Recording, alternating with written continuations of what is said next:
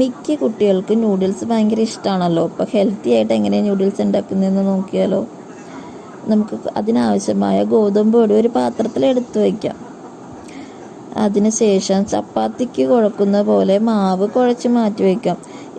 മിക്കവരും ചപ്പാത്തിക്ക് പച്ചവെള്ളം ഉപയോഗിച്ചായിരിക്കും കുഴക്കുന്നത്. ഞാൻ പക്ഷേ ഇവിടെ എടുത്തിരിക്കുന്ന ചൂടുവെള്ളമാണ്.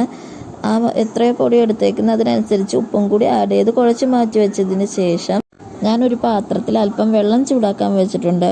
അത് വെട്ടി തിളക്കുന്ന ടൈം ആകുമ്പോഴത്തേക്ക് അതിലേക്ക് 1 ടീസ്പൂൺ സൺഫ്ലവർ ഓയിൽ ചേർക്കുക. സേവനാഴി ഉപയോഗിച്ച് തിളച്ചുകൊണ്ടിരിക്കുന്ന ചൂടുവെള്ളത്തിലേക്ക് ഇടിയപ്പം ഉണ്ടാക്കുന്നത് പോലെ തന്നെ നൂഡിൽസ് മാവ് ഇട്ട് കൊടുക്കുക. 2-3 സെക്കൻഡ് വേണം കേട്ടോ ഇതൊന്ന് വേകാൻ.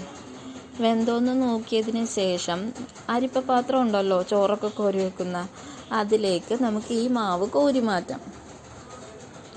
അധികം വൈകിക്കാതെ തന്നെ നമുക്ക് തണുത്ത വെള്ളം ഉപയോഗിച്ച് ഇത് കഴുകണം.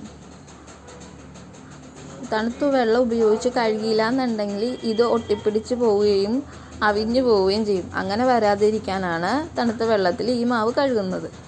കഴുകി വെച്ചതിന് ശേഷം പച്ചക്കറികളായ ക്യാരറ്റ്, കാബേജ്, ക്യാപ്സിക്കം, പച്ചമുളക്, സവാള എന്നിവ അരിയണം. അതിൻ്റെ വീഡിയോ എനിക്ക് എടുക്കാൻ പറ്റിയില്ല.